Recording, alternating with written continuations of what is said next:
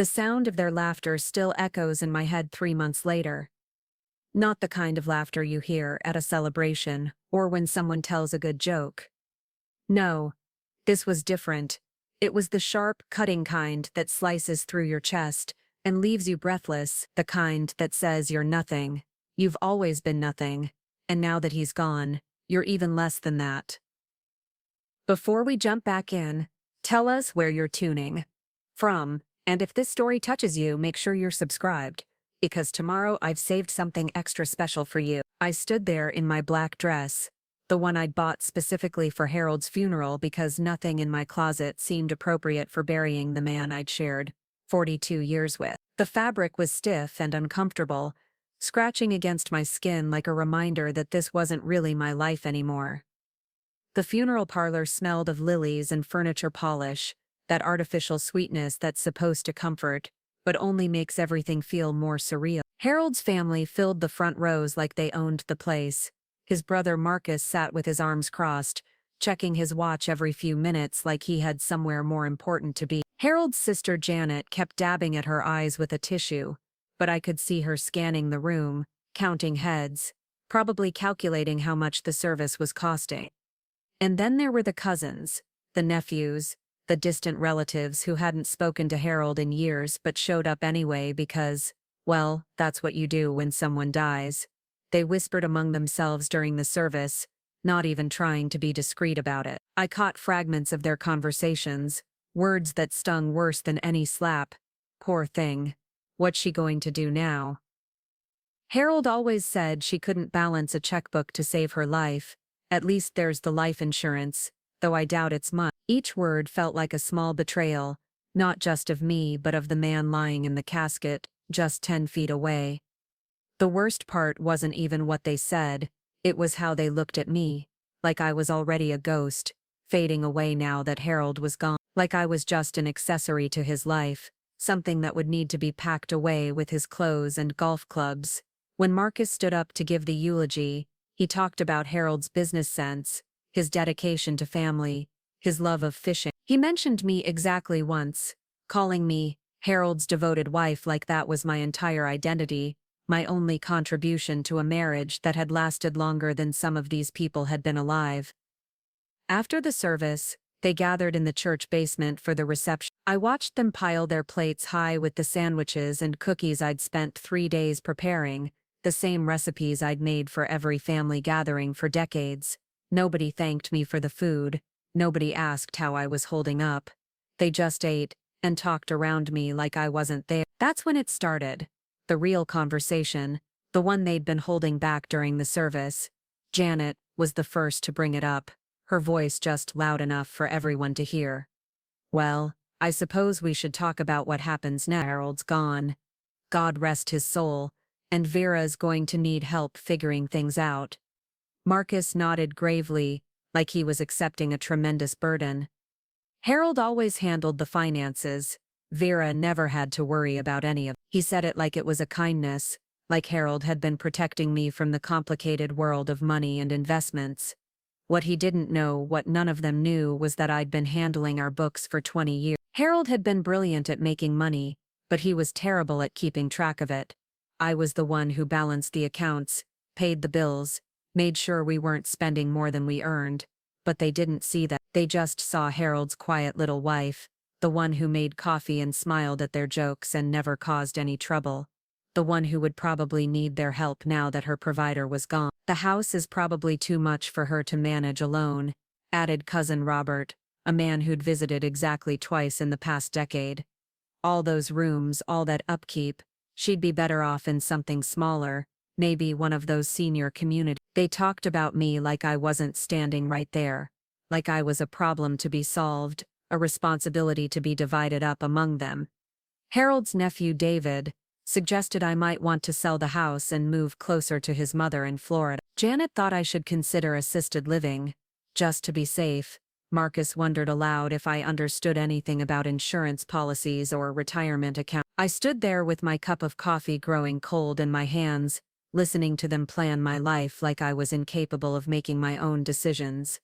And then Janet said the thing that broke something inside me. She was talking to her daughter Sarah, but she said it loud enough for half the room to hear. Poor Harold, he tried so hard to take care of her. Always worried about what would happen if he went first. He used to say she wouldn't know what to do with herself, financially speaking. Thank goodness the life insurance will cover the basics, but she's going to have to learn to live much more simply now. That's when they laughed. Not all of them, but enough. It started as a few chuckles, the kind people make when someone states the obvious, but it grew into something uglier, something that felt like relief, like they were happy to have it confirmed that I was exactly what they'd always thought I was: helpless, dependent, pitiable. I set my coffee cup down on the nearest table and walked out. Not dramatically, not with any grand gesture. I just left.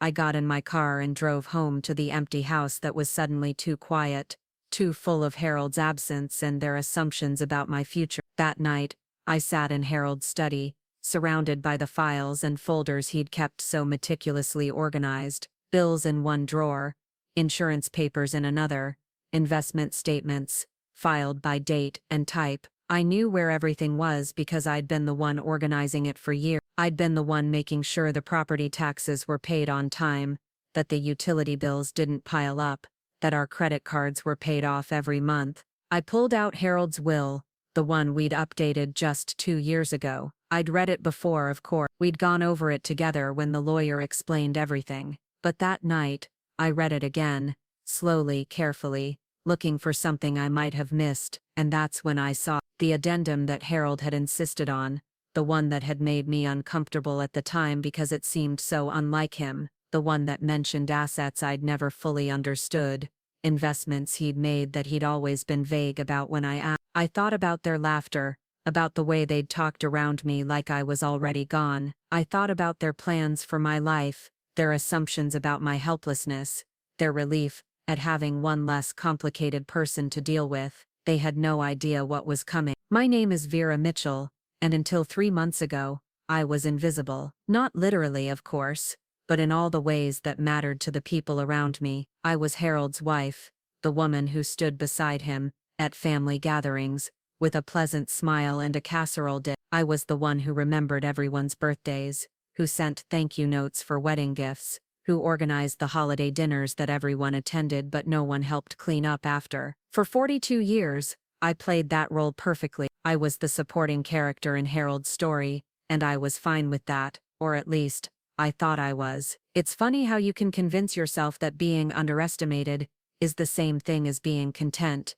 that being overlooked is the same as being at peace. Harold and I met in 1979 at a community college in Ohio, where I was studying accounting, and he was taking business classes. I was 21, fresh out of my parents' house, working part-time at a local diner to pay for my education. Harold was 23, already working at a small construction company during the day, and going to school at night, because he had big dreams, and the determination to make them real. What attracted me to Harold wasn't his ambition, though I admired that. It wasn't his looks, though he was handsome enough with his dark hair and easy smile. What drew me to him was his certainty. Harold knew exactly who he was, and where he was going. He had plans, real plans, with timelines and backup strategies and contingencies for his contingency. In a world that often felt chaotic and uncertain, Harold was solid ground. We married in 1981, a small ceremony in my parents' backyard with maybe 50 people in attendance. I wore my mother's wedding dress,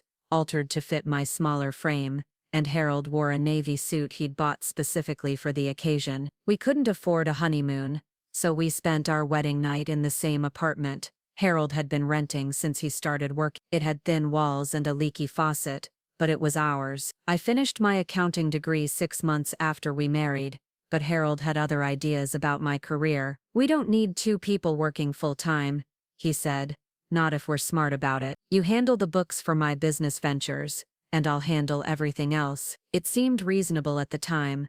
Harold was already making good money in construction, and he had plans to start his own company. He needed someone he could trust to manage the financial side, someone who understood numbers and wouldn't ask too many questions about his more creative accounting methods. So that's what I did. I became the invisible partner in Harold Mitchell Construction. On paper I was just the bookkeeper, the one who filed the paperwork and made sure the taxes were paid on time. In reality, I was the one who structured his deals.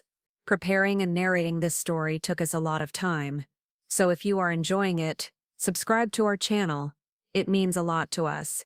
Now, back to the story. Who found the loopholes that saved us thousands in taxes every year? Who managed the complex web of LLCs and partnerships that Harold created to protect his assets? Harold was brilliant at seeing opportunity. He could walk through a rundown neighborhood and envision exactly how it would look in 10 years, which properties to buy, which to avoid, how to time the renovations to maximize profit. But he was terrible at the details. He'd make handshake deals and forget to get them in writing. He'd agree to payment terms that made no sense. He'd start projects without proper permits or insurance. That's where I came in. I was the one who cleaned up his messes, who turned his grand visions into workable business plans. I negotiated with contractors, dealt with city planners, managed our relationships with banks and investors. Harold got the credit because his name was on the company, because he was the one shaking hands and making speeches at Chamber of Commerce meetings. But I was the engine that made it all work. The family never saw that side of our partnership.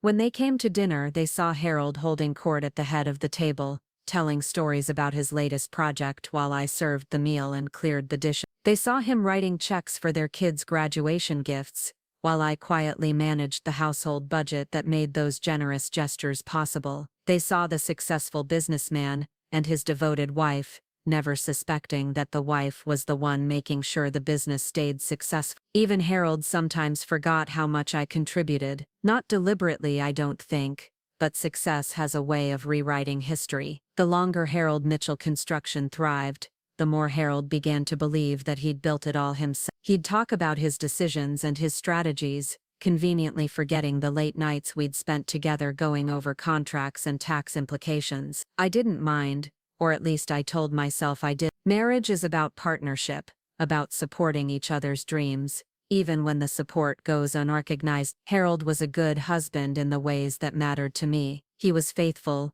reliable, generous with his family and friends. He never raised his voice to me, never made me feel small or stupid. He just never made me feel essential either. The house we bought in 1987 reflected Harold's taste more than mine. It was a large colonial in the best neighborhood in town, with 4 bedrooms, 3 bathrooms and a 2-car garage that Harold filled with tools and equipment for his various projects. The kitchen was enormous, perfect for entertaining, with granite countertops and professional-grade appliances that I used to prepare meals for Harold's business associates and family gatherings. I decorated the house the way Harold liked it, with heavy furniture and dark colors that made everything feel substantial and expensive. The walls were covered with Harold's awards and recognition plaques, photos from Chamber of Commerce events, framed newspaper articles about his latest development projects. There were pictures of us together, of course, but they were always group shots from company parties or family events. Harold at the center, me standing slightly behind him, smiling but somehow secondary. The study became Harold's domain, with its leather furniture and built-in bookshelves lined with business journals and investment guides. He'd spend hours in there, on the phone with clients or poring over blueprints for his next project. I had a small desk in the corner where I worked on the books, but it was clearly understood that this was Harold's space. When people came to the house for business meetings, they met with Harold in his study while I served coffee and made sure they weren't disturbed. We never had children, not by choice but by circumstance. We tried for several years in our early marriage, but it just never happened. The doctors couldn't find anything specifically wrong with either of us, but month after month, year after year, there was no pregnancy. We talked about adoption, went to a few meetings, filled out some paperwork, but Harold's business was growing so quickly that it never seemed like the right time. Eventually, we just stopped talking about it. Harold threw himself into his work with even more intensity,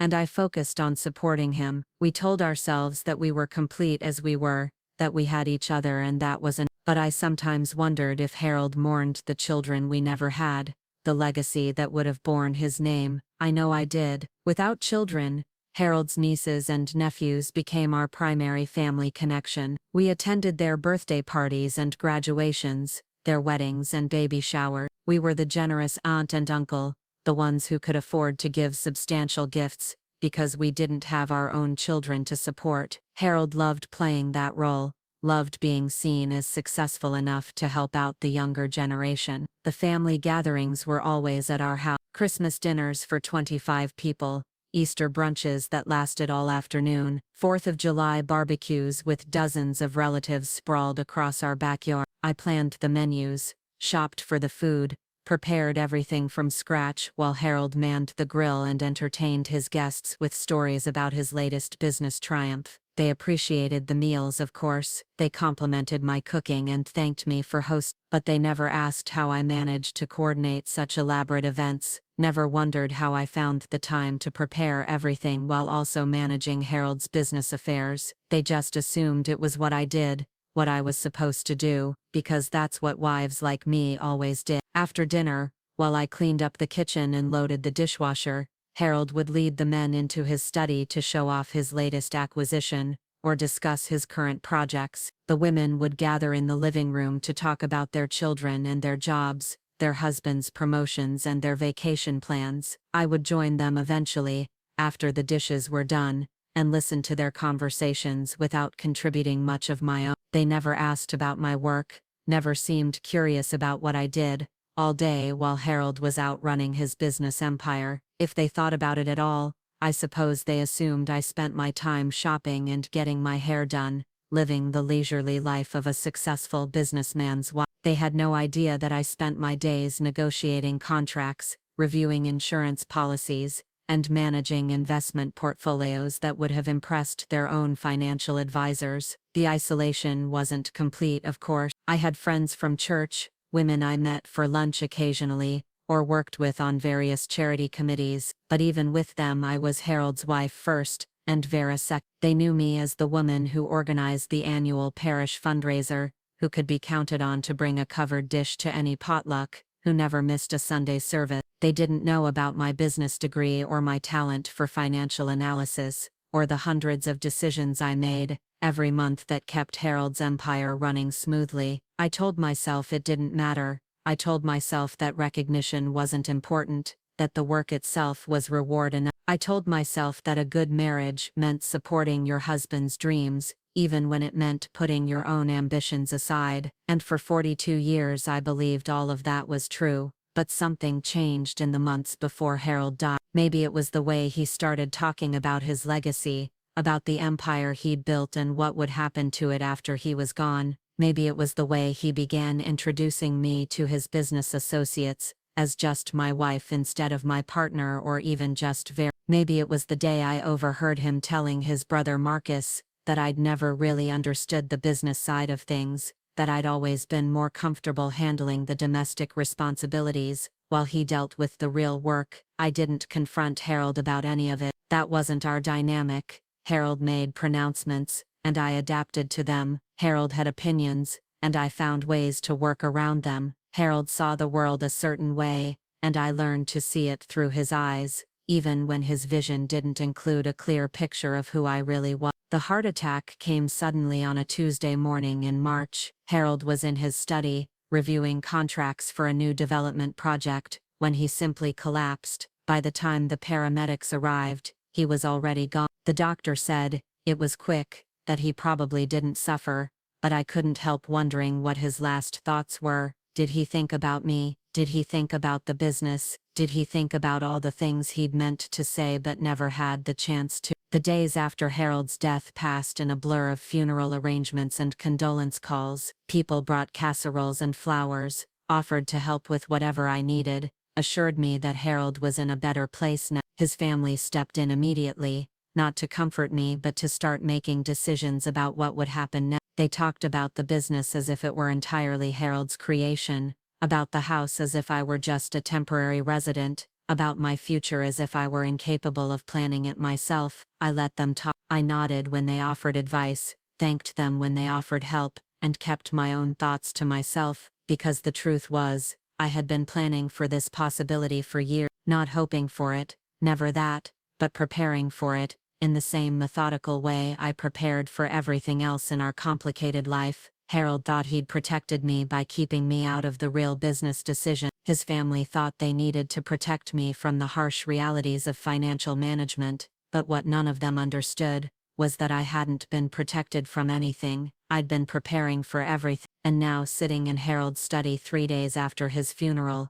surrounded by the evidence of a partnership that no one else had ever fully understood, I was ready to show them exactly who Vera Mitchell really was. The morning after Harold's funeral, I woke up at 5:30, just like I had every day for the past 4 decades. Harold used to joke that I was more reliable than his alarm clock, always up before dawn to start the coffee and check the overnight emails from our West Coast client. Old habits die hard, even when the person you developed them for is gone. The house felt different in the pre-dawn darkness, not just empty, but expectant, like it was waiting for something to happen. I moved through my morning routine mechanically, making coffee for one, checking my phone for messages that wouldn't come. The silence wasn't peaceful, it was loaded with possibility and dread in equal measure. I'd barely slept, my mind replaying the conversations from the funeral reception over and over. Janet's concerned voice, suggesting I might need guidance with financial matters. Marcus's assumption that I'd never understood the complexities of Harold's business empire.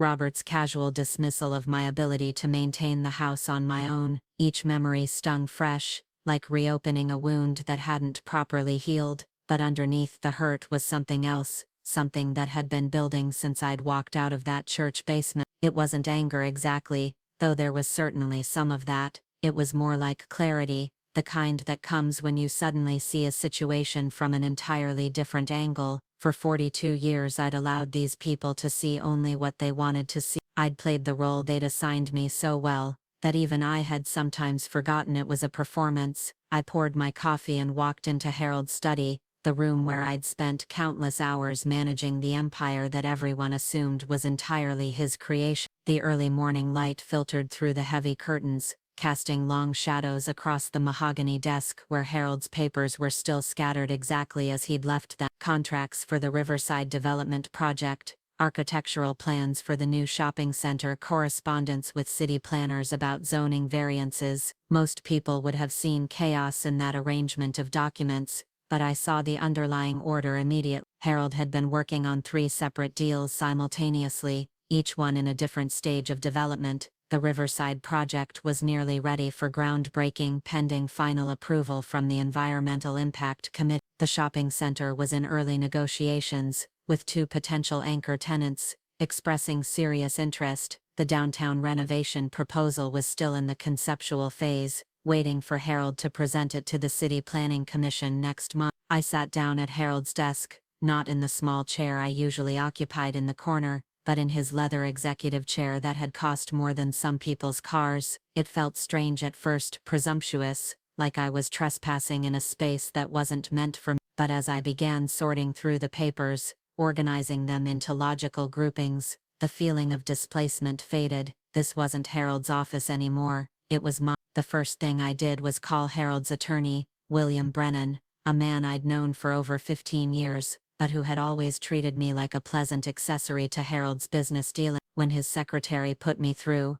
his voice carried that particular tone people use when they're speaking to someone they consider intellectually fragile. "Vera, my dear, how are you holding up? I know this must be such a difficult time for you. I've been meaning to call about Harold's estate, but I wanted to give you a few days to process everything." I let him finish his condolences before cutting through the pleasantries. "William, I need to schedule a reading of Harold's will. I know the family is expecting it, and frankly so am I. How soon can you arrange it?" There was a brief pause on the other end of the line. "Well, of course that's entirely appropriate, though I should mention, there are some complexities to Harold's estate that might be, shall we say, challenging for someone without extensive experience in business law. I'd be happy to walk you through everything slowly, make sure you understand your options." The condescension in his voice was so thick I could practically taste it. "I'm sure I'll manage, William. Harold and I reviewed the will together when it was updated 2 years ago. I'm familiar with the basic structure. What I need now is the formal reading so we can begin the probate process." Another pause,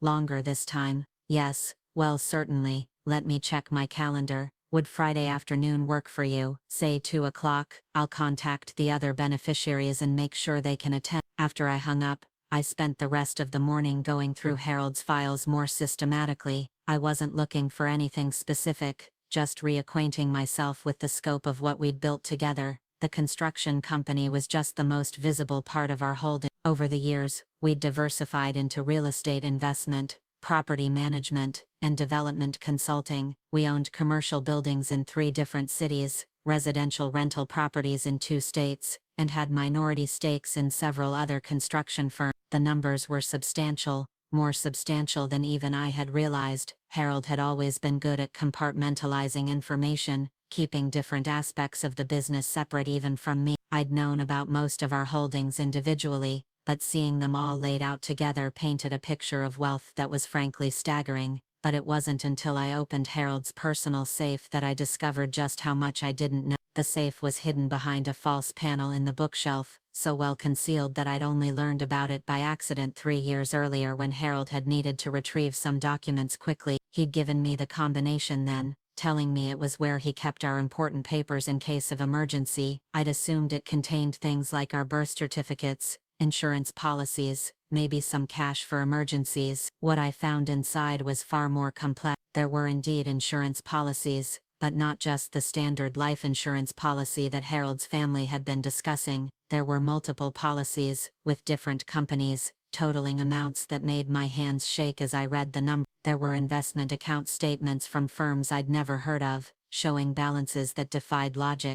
There were property deeds for land I didn't know we owned, stock certificates for companies I'd never heard Harold mention. But the most shocking discovery was a manila folder labeled Private Investments in Harold's careful handwriting. Inside were documents detailing a series of transactions that had taken place over the past 10 years. Investments made through a private equity firm that specialized in emerging technologies. Harold had apparently been pouring money into startup companies, venture capital funds, and technology patents with the methodical precision he'd once applied to buying construction equipment. The returns on these investments were extraordinary. A $50,000 stake in a small software company had grown to over $2 million when the company was acquired by a tech giant. An investment in renewable energy patents had returned nearly 400% over 5 years. A series of strategic acquisitions in the biotechnology sector had created a portfolio worth more than the entire construction business. I sat in Harold's chair, surrounded by papers that revealed a financial empire I'd never suspected existed. The man I'd lived with for 4 decades, the man whose every business move I thought I'd helped orchestrate, had been operating an entirely separate investment strategy without my knowledge. It wasn't that he'd hidden it from me deliberately, I realized. It was that he'd never considered it something I needed to know about. The construction business, the property investments, even the commercial real estate ventures were all things Harold had discussed with me. Decisions we'd made together even if he'd never acknowledged my contribution. But this other portfolio, this collection of high-risk, high-reward investments in industries I barely understood, had been Harold's private project.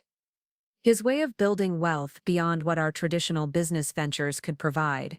The scale of it was breathtaking. According to the most recent statements, Harold's technology investments alone were worth over $15 million. Combined with our other holdings, the life insurance policies, and the liquid assets in various accounts, Harold's estate was worth nearly $30 million. I leaned back in the leather chair and tried to process what this meant. Harold's family had been planning my future based on the assumption that I'd be left comfortable, but not wealthy, able to maintain a modest lifestyle but certainly not capable of any grand gestures or independence. They'd been calculating how much help I'd need, how much supervision, how much guidance, in managing what they assumed would be a relatively simple estate. They had no idea that I was about to become one of the wealthiest women in the state. But even more than the money itself, what struck me was the realization of how completely Harold had underestimated me. He'd trusted me to manage millions of dollars in construction contracts, to negotiate deals with banks and investors, to structure complex business arrangements that saved us hundreds of thousands in taxes every year. But he'd never trusted me enough to include me in his most ambitious investment strategies. It wasn't malicious, I knew that. Harold hadn't hidden his private investments out of spite or a desire to control me. He'd simply never considered that I might be interested in or capable of understanding the technology sector, venture capital, or emerging markets. In his mind, I was the detail person, the one who handled the practical aspects of business while he handled the vision and strategy. The irony was that my accounting background had actually given me a better foundation for understanding investment analysis than Harold's construction experience had. I could read financial statements, evaluate risk-reward ratios, and assess the long-term viability of business model. I'd been doing it for years with our traditional investments. Harold had never thought to ask if I might want to apply those skills to his more exotic venture. I spent the rest of the day reading through every document in the safe, taking notes, cross-referencing account numbers with statements I found in Harold's desk drawers. The picture that emerged was of a man who'd been living two completely separate financial lives. There was the public Harold, the successful construction executive whose wealth was visible and traditional and respectable, and there was the private Harold, the risk-taking investor who'd quietly built a fortune in industries that most people in our social circle couldn't even pronounce. By evening, I had a complete inventory of Harold's estate. More importantly, I had a clear understanding of what the will reading on Friday would reveal. Harold's family was expecting to hear about a construction business, some real estate holdings, and a life insurance policy that would provide for his widow's basic needs. They were not expecting to learn that Harold Mitchell had been worth nearly $30 million. But that night, I called my own attorney. Not William Brennan, who'd always treated me like Harold's dependent, but Sarah Chen, a woman I'd met through a church committee who specialized in estate planning and business law. I'd helped her husband's construction company navigate some zoning issues a few years earlier, and we'd developed a mutual respect that had nothing to do with my relationship to Harold. "Sarah, it's Vera Mitchell. I'm sorry to call so late, but I need some legal advice about Harold's estate. Are you available to meet tomorrow?" "Of course, Vera. I was sorry to hear about Harold's passing. What can I help you with?" I chose my words carefully. Harold's will is being read Friday afternoon, and I suspect there are going to be some surprised people in that room. I need to make sure I understand all my options. As the primary beneficiary. There was a slight pause. "Are you expecting complications?" "I'm expecting assumptions," I said, "and I want to be prepared when those assumptions turn out to be wrong." The next morning, I met Sarah at her office downtown. I brought copies of all the documents I'd found, organized in the same methodical way I'd been organizing Harold's business papers for 20 years. Sarah reviewed everything with the careful attention of someone who understood exactly what she was looking at. "Vera," she said after nearly an hour of silence, "this is a substantial estate, and from what I can see it's very well structured from a tax perspective." Harold clearly had excellent legal and financial advice. Most of it. Yes. Though I think some of these private investments were made without much consultation. Harold could be impulsive when he thought he saw an opportunity. Sarah looked up from the paper. "You're familiar with all of these holdings? The venture capital investments, the technology patents, the overseas accounts." I hesitated for just a moment. "I'm familiar with Harold's investment philosophy. He believed in diversification, in not putting all our assets in traditional market. I may not have been involved in every individual decision, but I understand the overall strategy." It wasn't entirely true, but it wasn't entirely false either. I did understand Harold's approach to risk and reward, even if I'd only recently learned about some of his more aggressive investments. And I was certainly capable of learning whatever I needed to know about the industries and markets where our money was now working. "The reason I'm here," I continued, "is that I suspect Harold's family is going to have opinions about how this estate should be managed. They've already made it clear that they don't think I'm capable of handling complex financial matters on my own." Sarah's expression hardened slightly. "Are you concerned about challenges to the will?" "Not exactly. Harold was very clear about his intentions, and the will is properly executed, but I think there's going to be pressure for me to accept help in managing the inheritance. Family members who want to be involved in decisions that are legally mine to make. And you don't want that help." "I don't need that help. I've been managing Harold's business affairs for 20 years. I know how to read a contract, how to evaluate an investment, how to work with financial advisors and accountants and tax attorneys. What I need is for people to understand that Harold's death doesn't suddenly make me incompetent. Sarah smiled for the first time since I'd arrived. I think I understand what you're looking for. You want to be prepared to establish your authority immediately, before anyone has a chance to question it. Exactly. We spent the next 2 hours going over my legal rights as Harold's widow and primary beneficiary. Sarah explained the probate process, the timeline for settling the estate, and my options for managing the various business entities and investment accounts. She also helped me understand the tax implications of some of Harold's more complex holdings, and recommended several financial advisors who specialized in high net worth estate management. One more thing, Sarah said as I was preparing to leave. You mentioned that people have been making assumptions about your financial knowledge. Are you prepared for how they're going to react when they learn the true scope of Harold's estate? I thought about that question for a long moment. I think they're going to be and I think some of them are going to be angry. Angry. Harold's family has been planning my future for me, making decisions about what I can and can't handle. They've been positioning themselves as my protectors and advisors. When they find out that I'm inheriting enough money to buy and sell most of them, that dynamic is going to change completely. Sarah nodded slowly. That kind of revelation can strain family relationships.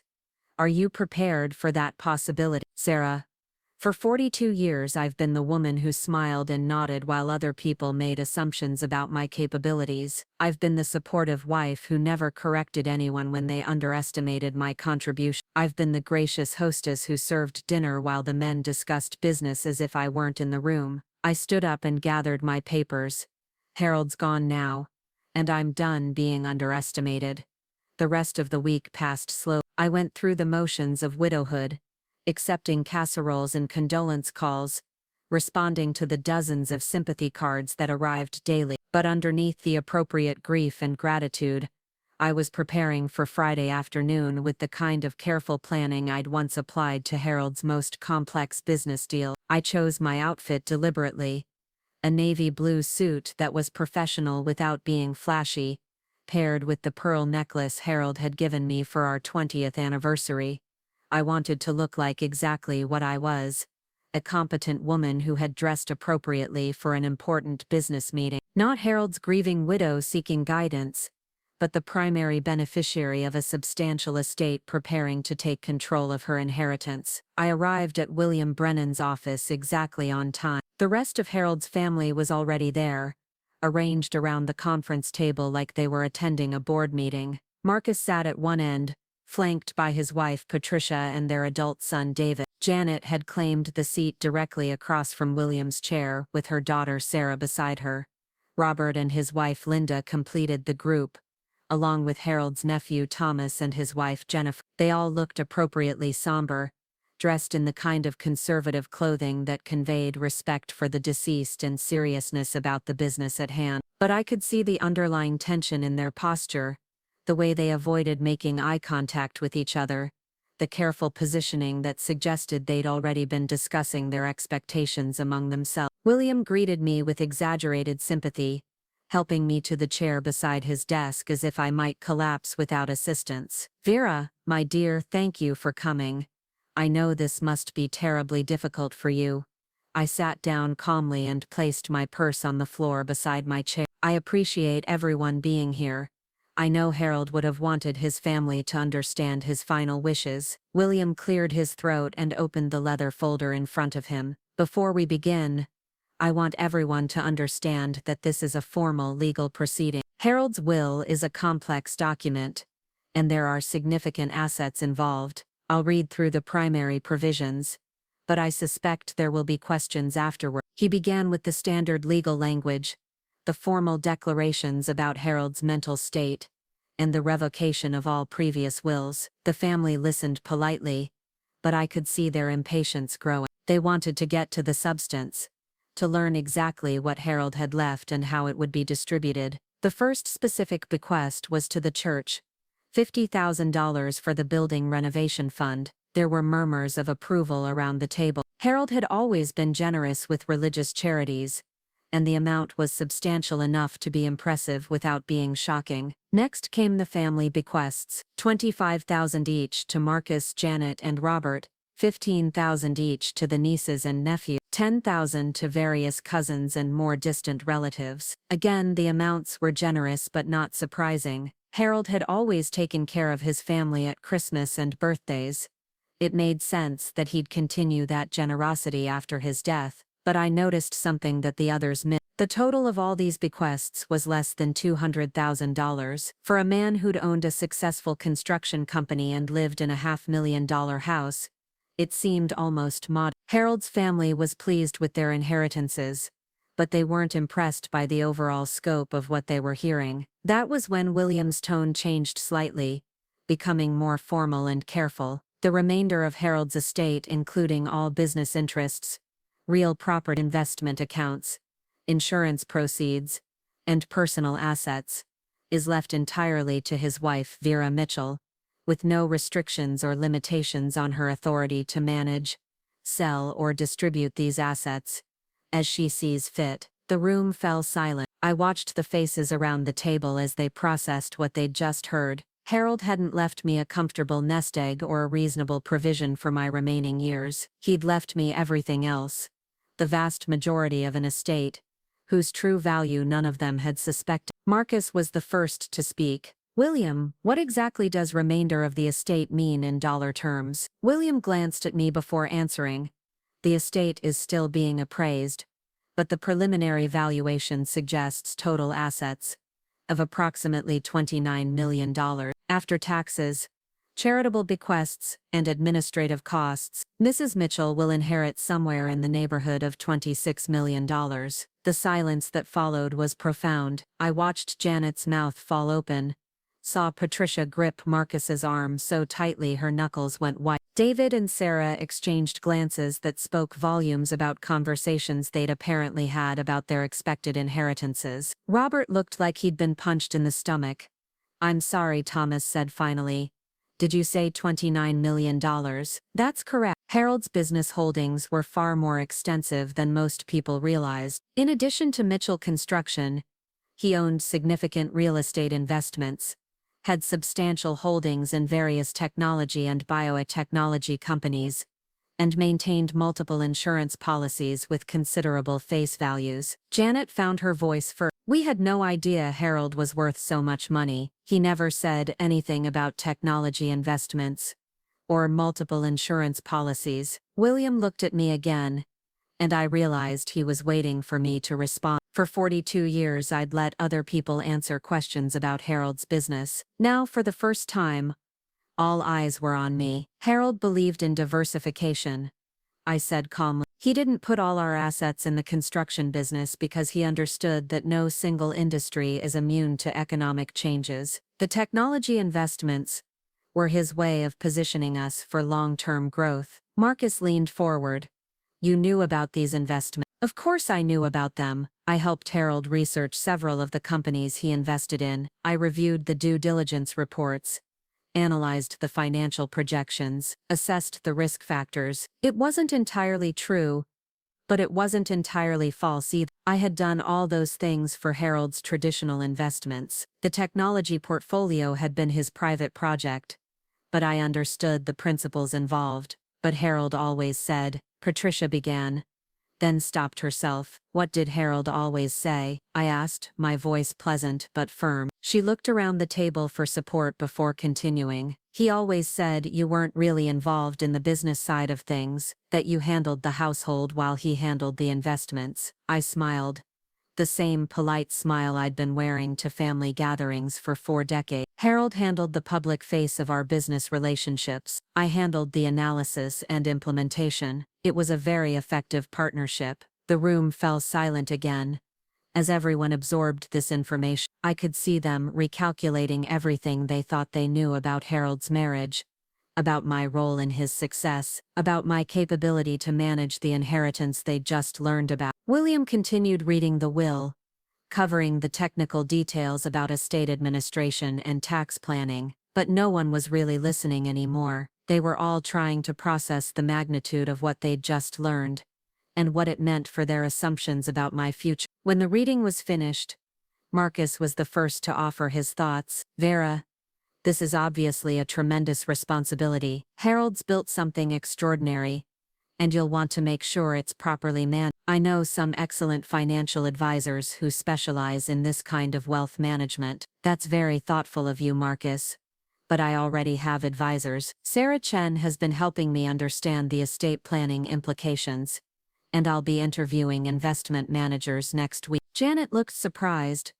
You've already spoken to an attorney? Of course. Harold died on Tuesday. I called Sarah on Wednesday. I needed to understand my legal position before this meeting. Robert shifted uncomfortably in his seat.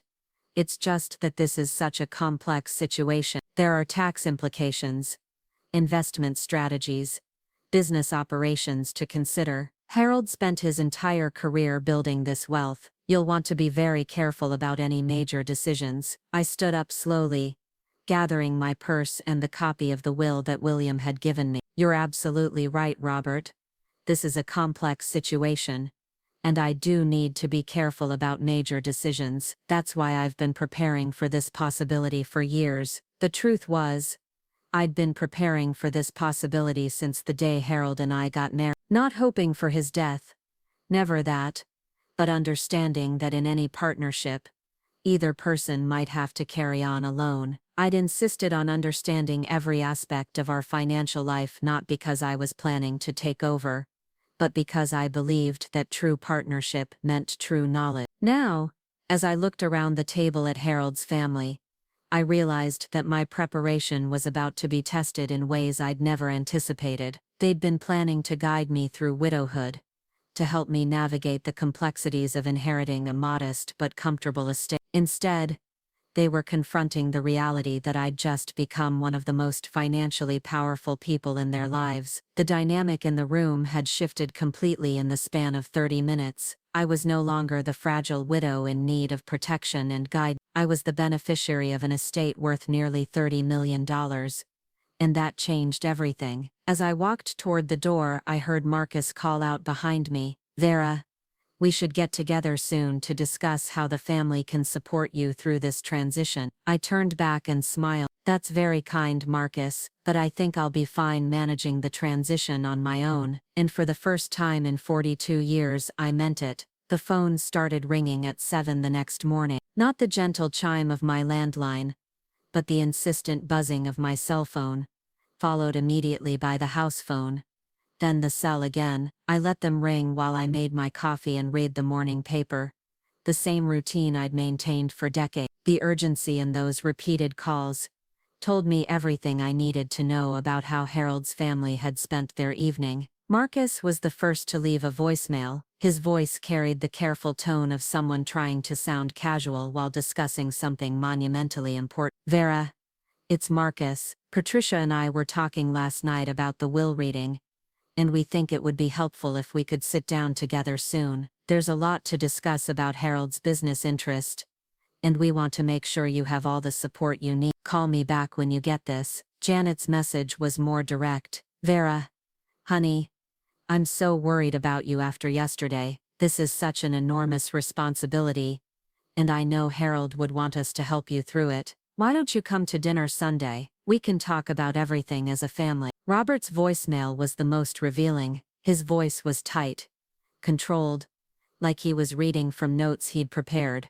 Vera, I've been thinking about what William said yesterday, and I really think you should consider setting up some kind of trust or management structure for Harold's assets. This kind of wealth requires professional oversight. I know some people at the bank who could help you explore your options. I deleted all the messages without returning the calls. Instead, I drove to my appointment with Dr. Elizabeth Morrison, the financial advisor Sarah Chen had recommended. Elizabeth ran a boutique wealth management firm that specialized in what she called sudden wealth syndrome, helping people who had unexpectedly inherited or acquired substantial assets. Her office was in a converted Victorian mansion downtown, elegant but not ostentatious, the kind of place that whispered competence rather than shouting luxury. Elizabeth herself was in her mid-50s, impeccably dressed in a way that suggested success without excess. She had the calm confidence of someone who'd helped many people navigate the complexities of significant wealth. "Mrs. Mitchell,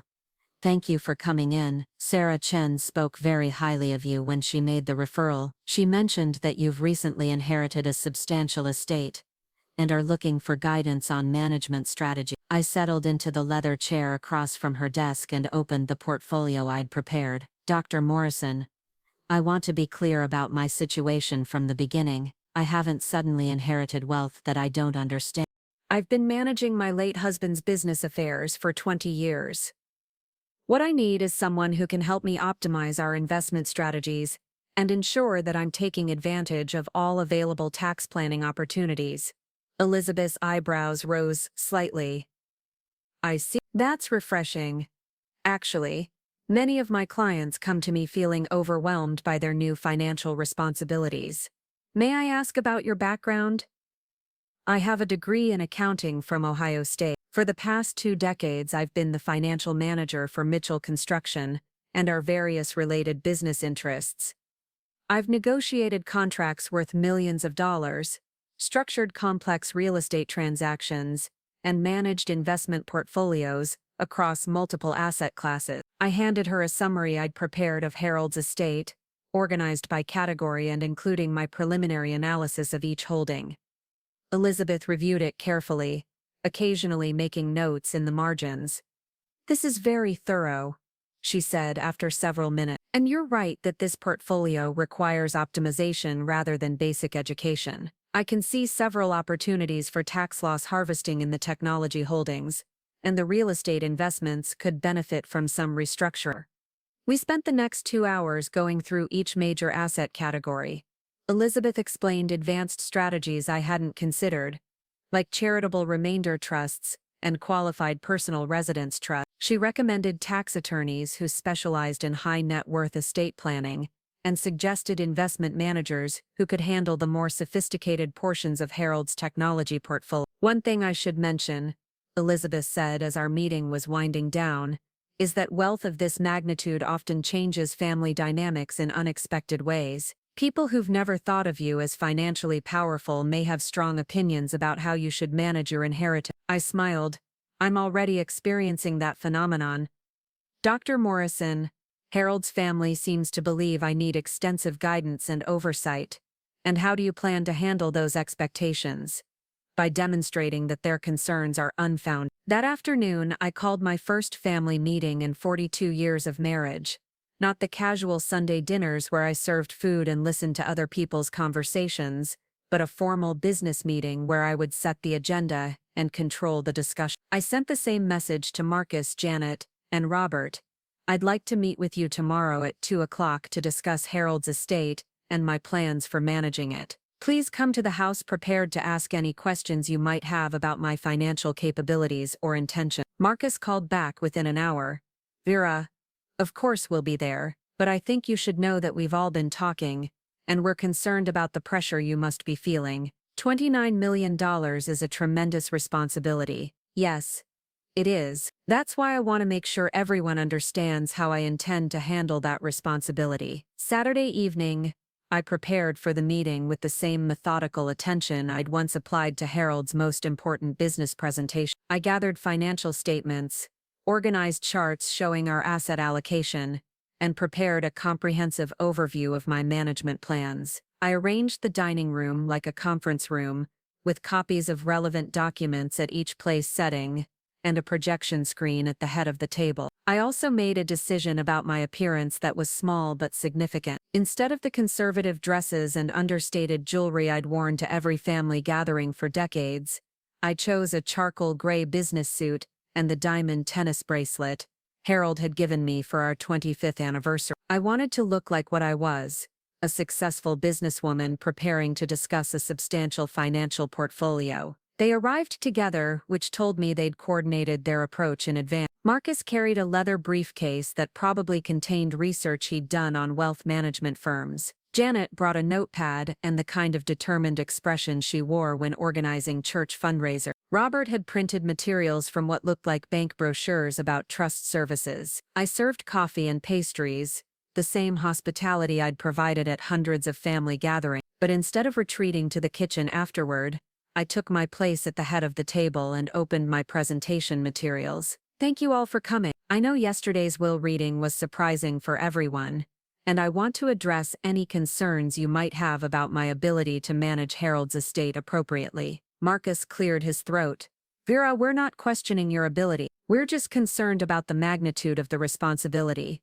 Harold built something extraordinary, and we want to make sure it's preserved and protected. I agree completely, I said. That's why I've spent the past week consulting with attorneys, financial advisors, and tax specialists. I want to show you exactly how I plan to manage and grow Harold's legacy. I turned on the projector and displayed the first slide, a comprehensive breakdown of the estate by asset category. Real estate holdings, business interests, investment portfolios, insurance proceeds, and liquid assets, each color-coded and clearly labeled with current values and projected returns. As you can see, Harold's wealth is distributed across multiple asset classes and geographic regions. This diversification has protected us from market volatility and positioned us for continued growth. Janet looked confused.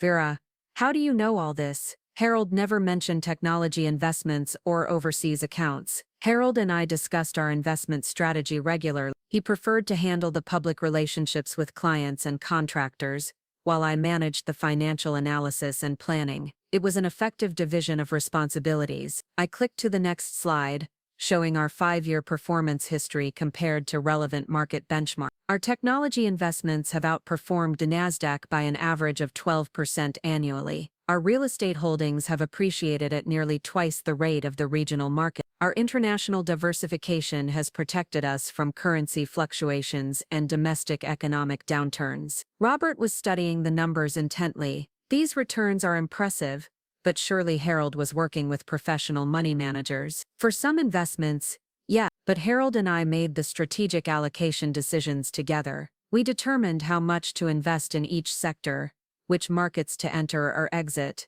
and when to rebalance our portfolios. Marcus leaned forward. But Vera, managing this kind of wealth going forward is going to require sophisticated financial planning, tax optimization, estate planning, risk management. These are complex areas that require specialized expertise. I smiled and clicked to my next slide, a detailed organizational chart showing the professional team I'd already assembled.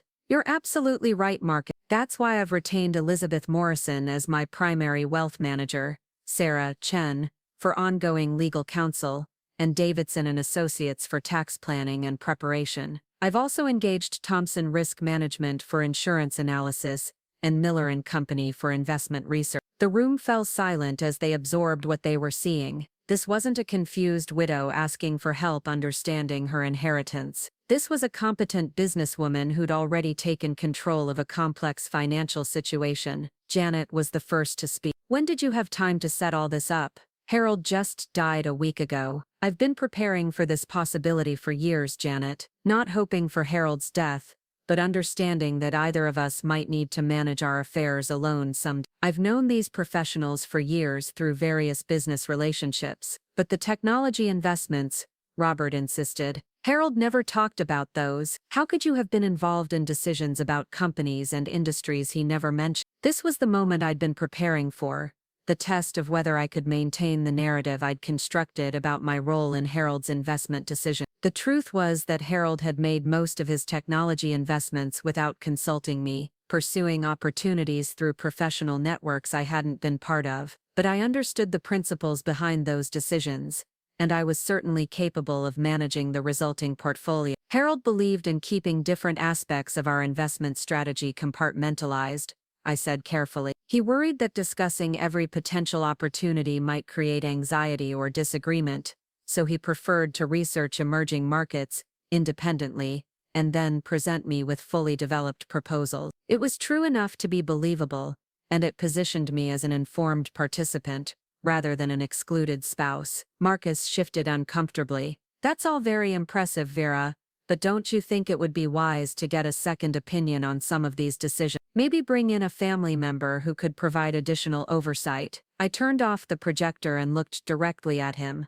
Marcus, what specific qualifications do you have for overseeing a $29 million investment portfolio? He blinked, clearly not expecting such a direct challenge. Well, I've been in banking for 30 years. I understand financial planning and risk management. You're a loan officer at a regional bank, Marcus. Your experience is with small business lending and mortgage approval. Have you ever managed technology investments, international currency hedging, private equity partnerships? His face reddened. That's not the point, Vera. The point is that major financial decisions shouldn't be made in isolation. Harold would have wanted his family to be involved in protecting his legacy. Harold's legacy is exactly what I'm protecting, I said firmly, and I'm protecting it by making informed decisions based on professional advice and 20 years of experience managing complex financial portfolios. Janet tried a different approach. Vera, honey, we're not questioning your intelligence or your intentions. We're just worried about you taking on so much stress during such a difficult time. Wouldn't it be easier to let someone else handle the day-to-day management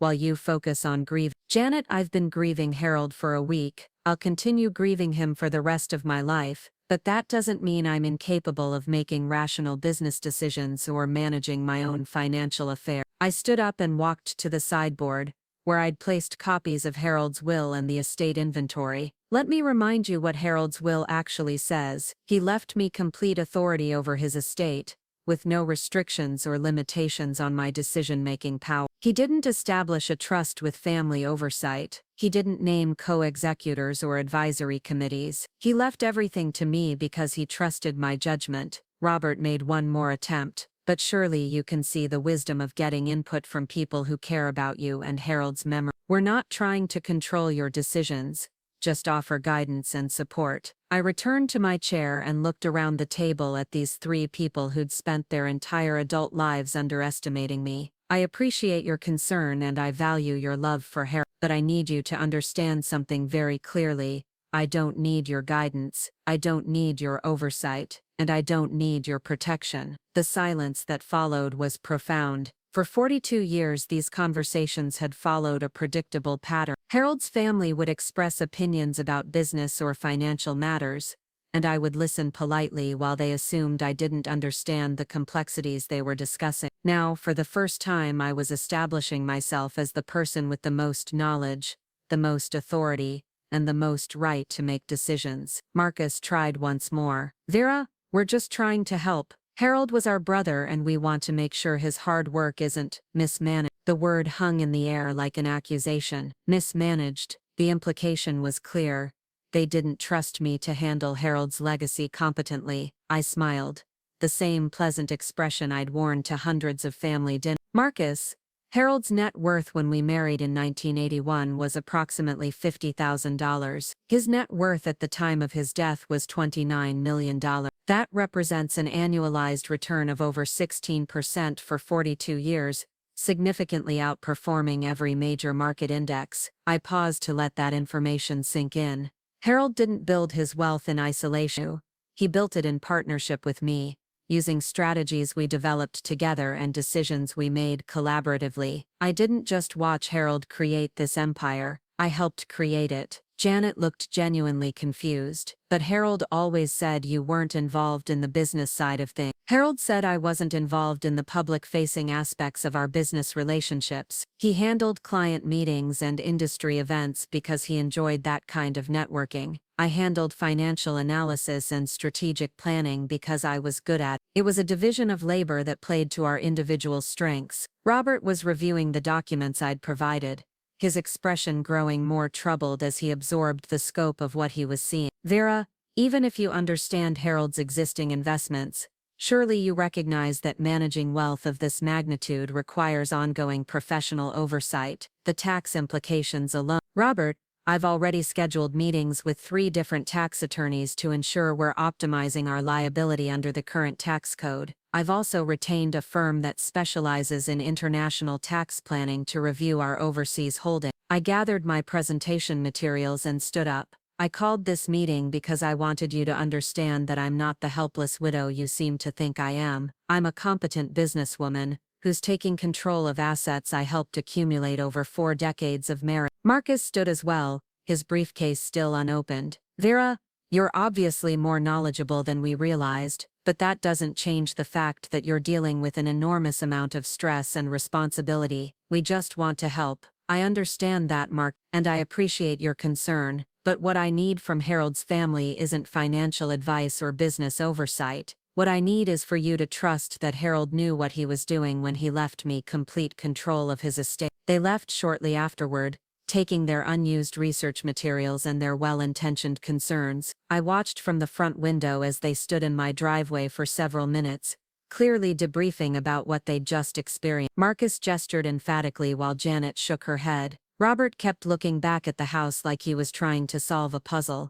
That evening I received 3 phone calls. Marcus wanted to schedule a follow-up meeting to discuss ongoing coordination. Janet suggested I might benefit from grief counseling to help me process the emotional aspects of my new responsibilities. Robert left a message recommending a wealth management firm that specialized in comprehensive family financial planning. I didn't return any of the calls. Instead, I spent the evening reviewing the materials Elizabeth Morrison had given me about advanced investment strategies. Harold's technology portfolio included several artificial intelligence companies that were positioned for explosive growth. His biotech investments were on the verge of major regulatory approvals that could triple their value. His real estate holdings were in markets that analysts predicted would appreciate dramatically over the next 5 years. Harold had built something extraordinary, but he'd also left me with extraordinary opportunities. The question wasn't whether I could manage what he'd created. The question was whether I could take it even further. Monday morning, I called Elizabeth Morrison to schedule a comprehensive portfolio review. I wanted to analyze every holding,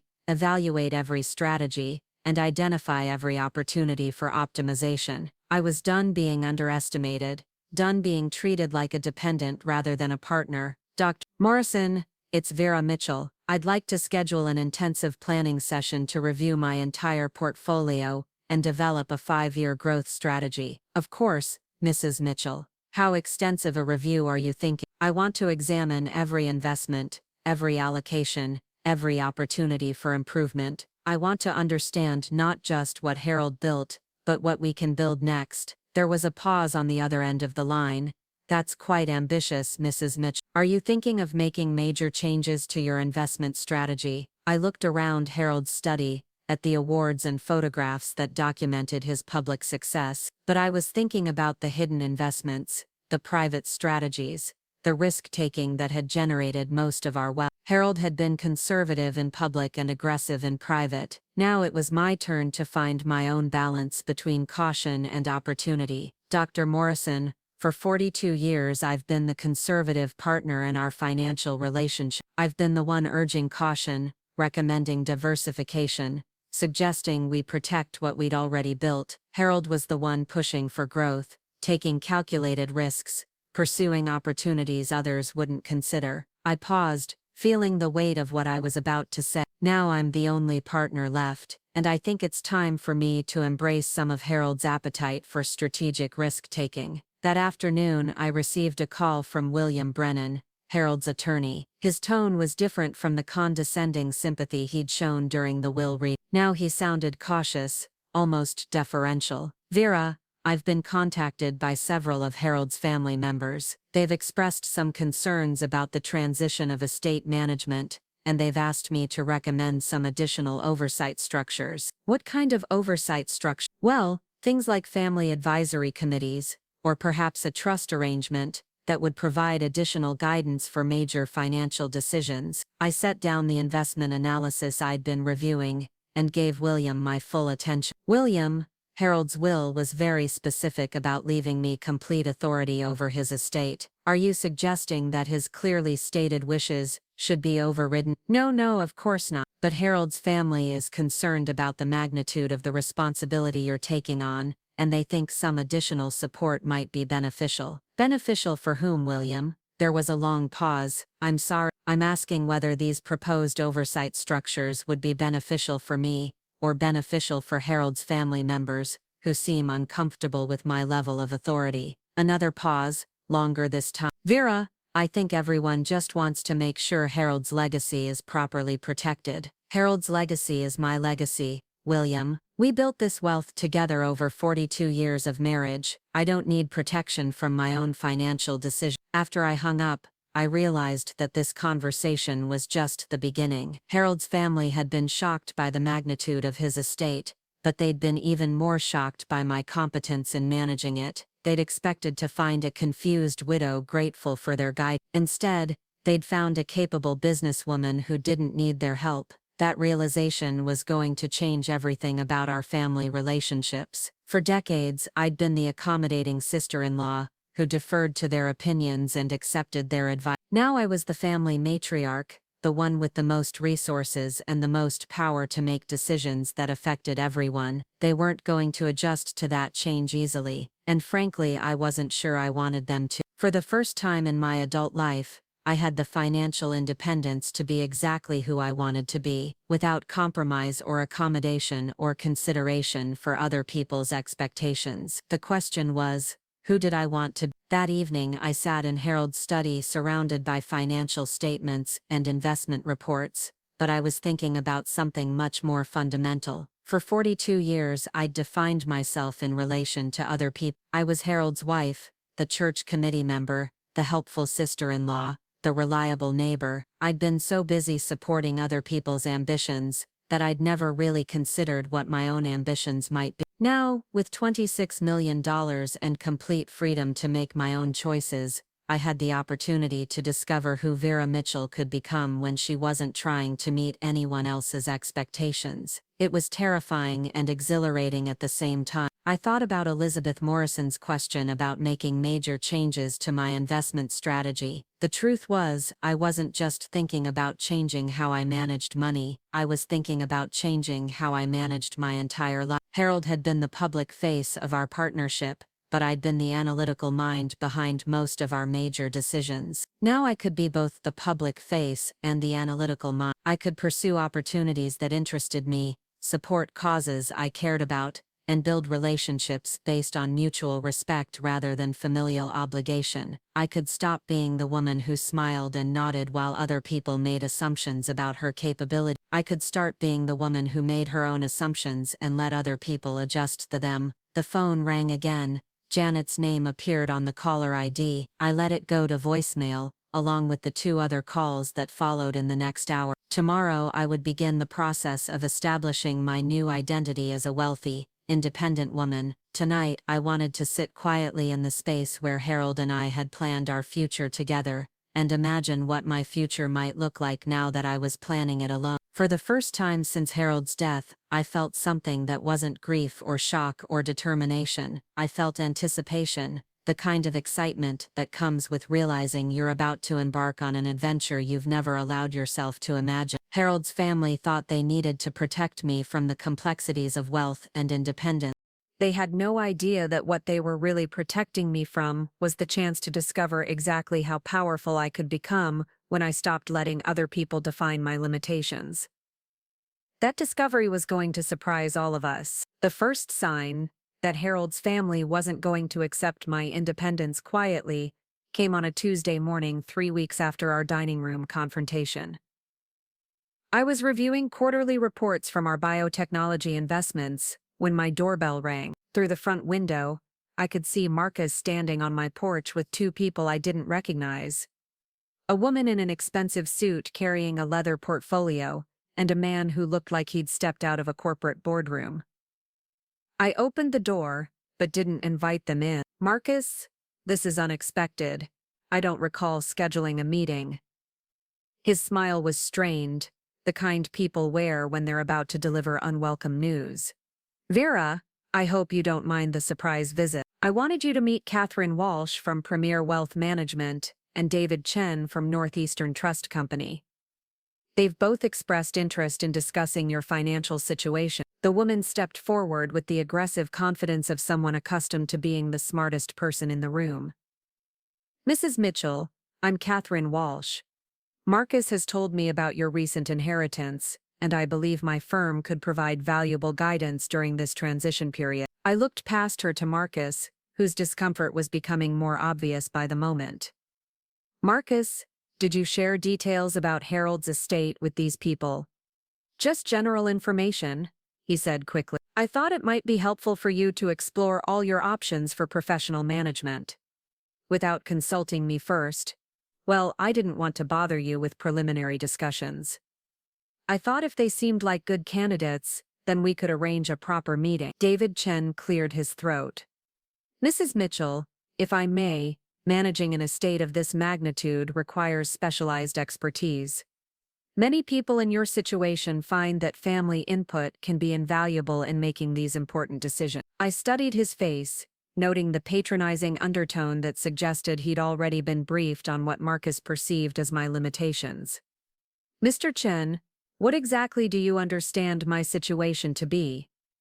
He glanced at Marcus before answering. From what I understand, you've recently inherited substantial assets following your husband's death, and you're evaluating options for ongoing management and oversight. And you believe I need family input to make appropriate decisions about my own financial affairs. Catherine Walsh intervened smoothly. Mrs. Mitchell, it's not about need, it's about wisdom. The most successful wealth management strategies involve collaborative decision-making and professional oversight. No one person, regardless of their individual capabilities, should bear sole responsibility for managing assets of this complexity. I felt something shift inside me, the same sensation I'd experienced at Harold's funeral, when his family had laughed about my supposed financial helplessness. But this time, instead of hurt or shock, I felt a cold, calculating anger. I appreciate your concern, I said evenly, but I'm not interested in collaborative decision-making with people who've arranged meetings about my financial affairs without my knowledge or consent. Marcus stepped forward. Vera, please don't take this the wrong way. We're just trying to help. Marcus, you've shared confidential information about my inheritance with strangers, arranged meetings without my permission, and brought these people to my home to question my judgment. In what universe is that helping? Catherine Walsh tried again. Mrs. Mitchell, perhaps we could schedule a more formal consultation where we could review your current strategy and identify potential areas for improvement. Mrs. Walsh, my current strategy was developed in consultation with Dr. Elizabeth Morrison from Morrison Wealth Management, Sarah Chen from Chen and Associates, and a team of specialists who were recommended by my existing professional advisors. Are you suggesting that your firm is more qualified than these established professionals? For the first time, Catherine looked uncertain. Elizabeth Morrison had a sterling reputation in the industry, and Sarah Chen was known as one of the most competent estate attorneys in the region. David Chen's expression suggested he was beginning to realize that this wasn't the confused widow Marcus had described. Of course not, Catherine said carefully. I'm simply suggesting that a second opinion never hurts, especially when dealing with decisions that will affect your financial security for decades to come. I looked directly at Marcus. Marcus, let me be very clear about something. Harold's estate is my estate now. My financial security is my responsibility. My decisions about professional advisors are mine to make, and my tolerance for family members who think they know better than I do about my own capabilities has reached its limit. The silence that followed was profound. David Chen was reviewing papers in his portfolio, like he was looking for an escape route. Catherine Walsh was calculating whether this conversation could still be salvaged. Marcus was realizing that his surprise intervention had backfired spectacularly. Furthermore, I continued, I want you to understand that any future attempts to circumvent my authority over my own financial affairs will result in consequences that extend far beyond hurt feelings. Marcus frowned. What kind of consequence? I smiled, the same pleasant expression I'd perfected over 4 decades of family gatherings. The kind that come with having $26 million and complete legal authority over how that money is used to benefit or exclude various family members. The implication hung in the air like a threat that wasn't quite a threat. Harold's will had left me everything, but it hadn't prohibited me from changing my own will to redistribute that wealth however I saw fit. For the first time, Marcus was confronting the reality that his attempt to control my decisions could result in his own financial exclusion. Catherine Walsh recognized a lost cause when she saw one. "Mrs. Mitchell, I apologize if this meeting seemed presumptuous. Marcus was simply concerned about your welfare, and we were trying to be responsive to that concern. Ms. Walsh, I'm sure you're very competent at what you do. But what you do is manage money for people who don't trust their own judgment. I'm not one of those people." After they left, I poured myself a glass of wine and sat in Harold's study, thinking about what had just happened. Marcus hadn't just overstepped boundaries, he'd revealed something fundamental about how Harold's family viewed my new position. They saw my wealth as a family asset that required family oversight, not as my personal inheritance that I had every right to manage independently. That realization crystallized something I'd been feeling since the will reading, but hadn't fully articulated. Harold's family wasn't just concerned about my financial management capabilities, they were concerned about losing influence over decisions that might affect their own financial interests. Harold had been generous with his family during his lifetime, and they'd grown accustomed to that generosity. Christmas gifts, graduation presents, help with down payments and business loans. Now that I controlled those resources, they were worried about whether that generosity would continue. But more than that, they were worried about whether I might use my new power to settle old scores or correct old slights. For decades, they'd treated me like a supporting character in Harold's story. Now, I was the protagonist of my own story, with the financial resources to rewrite any relationship that no longer served my interests. The phone rang an hour later. Janet's voice was strained when I answered. "Vera, Marcus told me about what happened this afternoon. I think there might have been some misunderstanding about his intentions." "Janet, there was no misunderstanding. Marcus arranged a meeting about my financial affairs without consulting me. That's not a misunderstanding. That's a deliberate attempt to circumvent my authority. But surely you can see that he was just trying to help. Managing this kind of wealth is intimidating for anyone." "Janet, do you find managing your household budget intimidating?" "Well, no, but that's completely different. You make decisions about how to spend your money based on your priorities and your judgment. You don't convene family meetings to get approval for your purchases or investments. Why should my financial decisions be subject to different standards?" There was a long pause. "Because the amounts involved are so much larger, Vera, because the consequences of mistakes could be so much more serious, and because you don't trust my judgment." "That's not true." "Janet, if you trusted my judgment, you wouldn't think I needed family oversight to make appropriate decisions about my own money." Another pause, longer this time. "Vera, I think you're being unfair. We're not trying to control you. We're trying to support you." "Then support me by respecting my autonomy and trusting my competence." The conversation ended shortly afterward, but I knew it wouldn't be the last. Harold's family was struggling to adjust to a new dynamic where I held the power and they held the need. For 42 years they'd been able to treat me as a peripheral figure in family decisions. Now I was the central figure, and they were the ones seeking inclusion. Over the next week, I received calls from Robert suggesting a family financial planning retreat, from Patricia recommending a wealth management seminar she'd heard about, and from Janet proposing that we establish a family council to provide guidance on major decisions. Each suggestion was presented as being in my best interest, but each one involved surrendering some degree of autonomy to people who'd never before shown any interest in my opinions about financial matters. I declined all of them politely but firmly. Instead, I focused on implementing the investment strategy Elizabeth Morrison and I had developed. I liquidated several underperforming positions in Harold's portfolio and reinvested the proceeds in emerging markets that showed greater potential for growth. I restructured our real estate holdings to take advantage of new tax incentives for sustainable development. I established a private foundation that would allow me to pursue philanthropic interests while generating additional tax benefits. Each decision I made was informed by professional advice and careful analysis, but more importantly, each decision was mine to make without consultation or compromise or consideration for what Harold's family thought was appropriate. The foundation was where I decided to make my first major statement about my independence. Instead of supporting the traditional charities that Harold had favored, I chose to focus on organizations that provided financial literacy education for women, scholarships for women pursuing business degrees, and support for female entrepreneurs starting their own companies. I announced the foundation at the annual Chamber of Commerce dinner,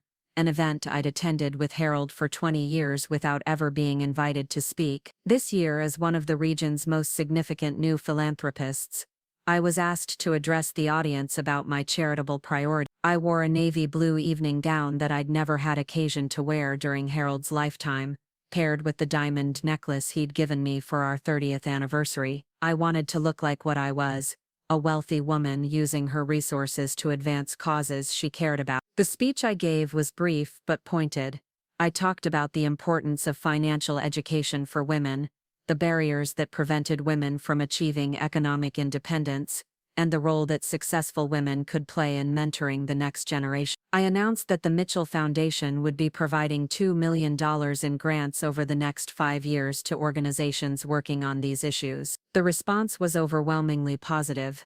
Women in the audience approached me afterward to thank me for highlighting these concerns. Several business leaders expressed interest in collaborating on similar initiatives. The local newspaper requested an interview about my philanthropic philosophy, but the most telling response came from Harold's family, who had attended the dinner and were clearly caught off guard by both my public speaking appearance and my choice of charitable focus. Marcus cornered me near the coat check after the formal program, and his expression was troubled, like he was trying to solve a puzzle that didn't make sense to him. "Vera, that was quite a speech, though I have to say, Harold never mentioned that you were particularly interested in women's issues." Harold and I discussed many things that he didn't share with his family, Marcus, but $2 million is a substantial commitment. Don't you think you should have consulted with financial advisors before making such a large donation? I smiled. I did consult with financial advisors, Marcus. That's how I determined that a $2 million commitment was both affordable and tax advantageous. Janet appeared beside Marcus,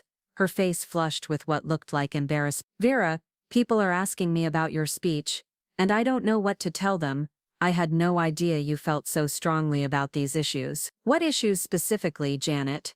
"Women's financial independence, business ownership, that sort of thing. It's just so different from the causes Harold usually supported." "Janet, Harold's charitable giving reflected Harold's priorities. My charitable giving reflects my priority." Robert joined the conversation, carrying 2 glasses of wine, and the expression of someone who'd been drinking enough to say what he really thought. "Vera, I hope you realize that people are going to be watching very carefully to see how you handle Harold's legacy. Major philanthropic commitments send a message about your values and your judgment." "What message do you think my philanthropic commitments send, Robert?" He paused, clearly realizing that his answer might reveal more about his own biases than about my judgment. "Well, they suggest that you're more interested in making political statements than in continuing Harold's tradition of community support." "Robert, I've committed $2 million to supporting women's economic development in our community. How is that not community support?" Patricia stepped into the circle,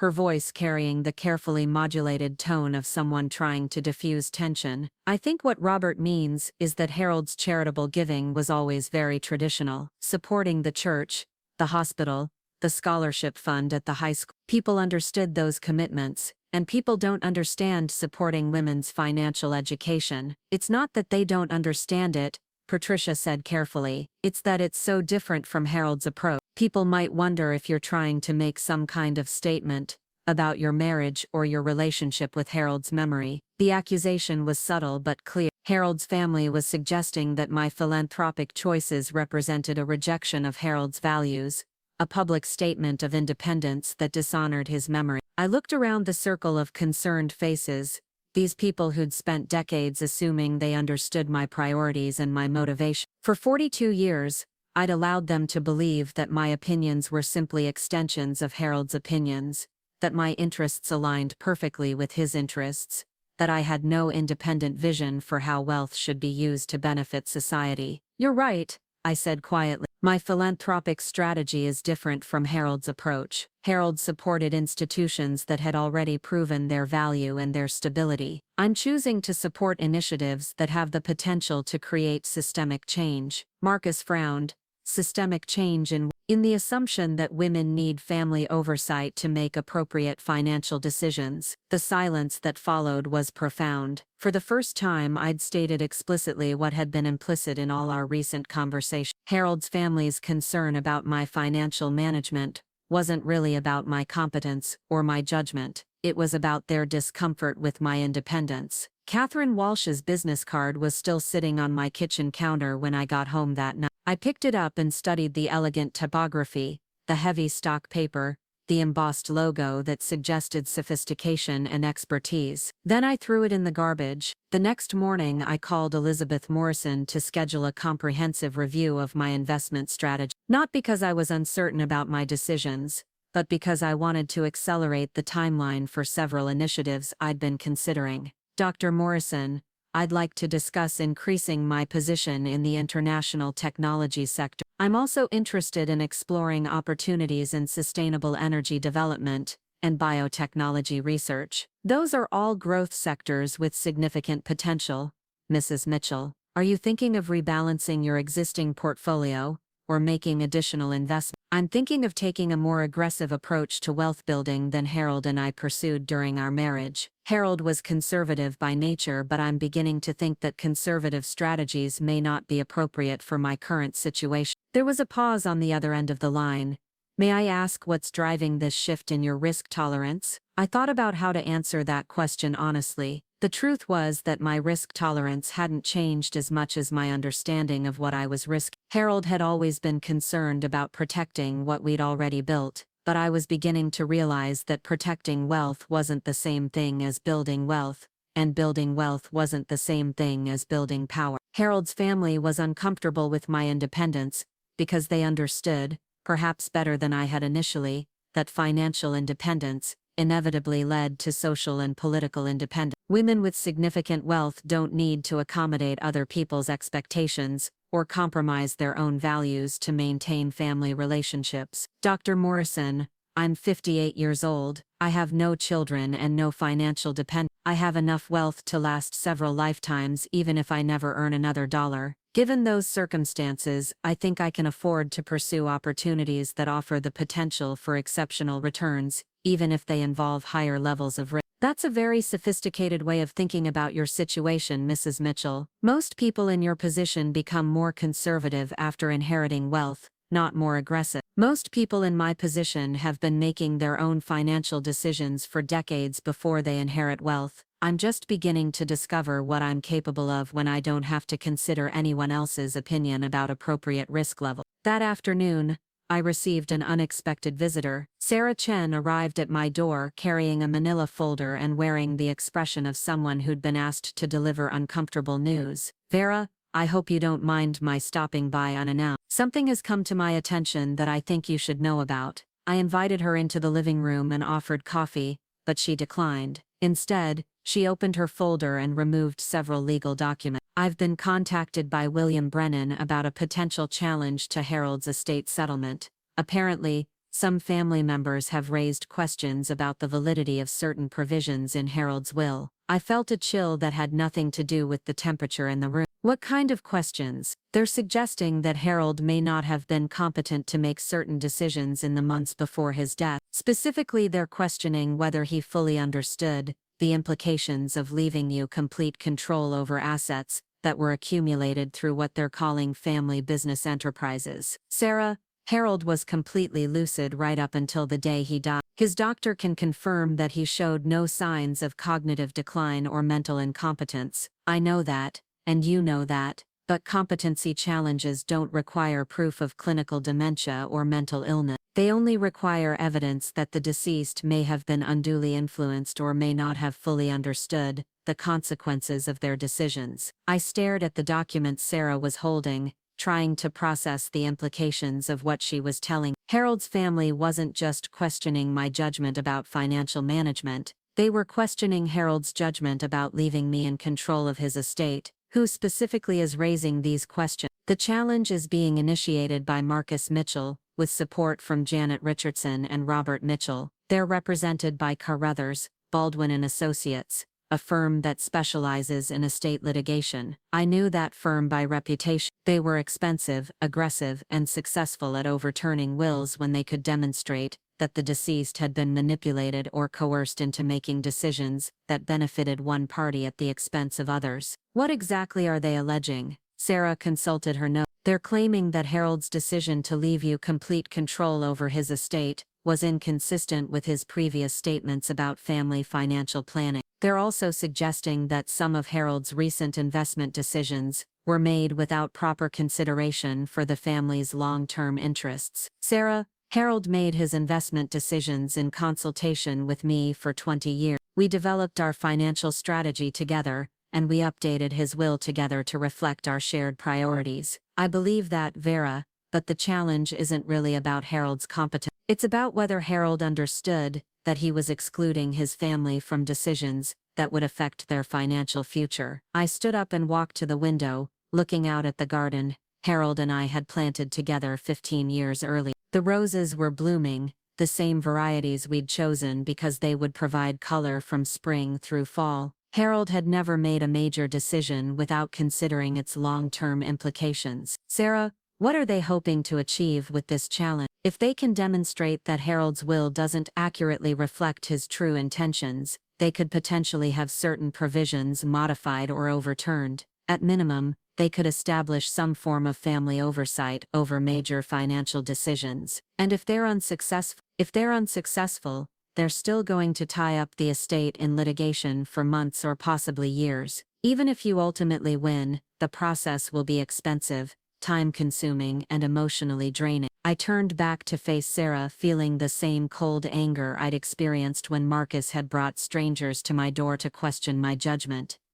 Sarah, what would you do in my position? She smiled grimly.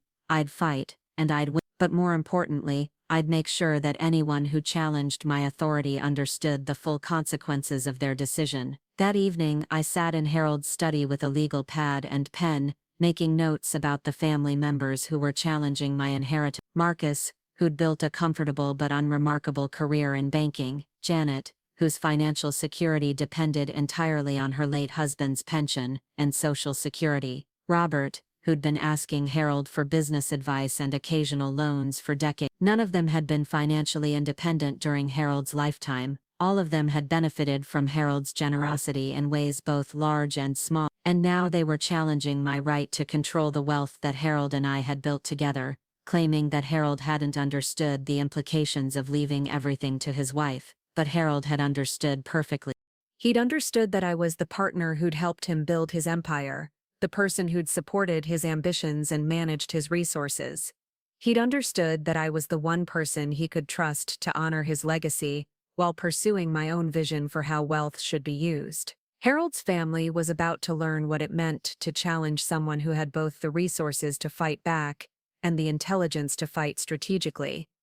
They'd mistaken my decades of accommodation for weakness, my preference for harmony for inability to defend myself. They were about to discover how wrong they'd been.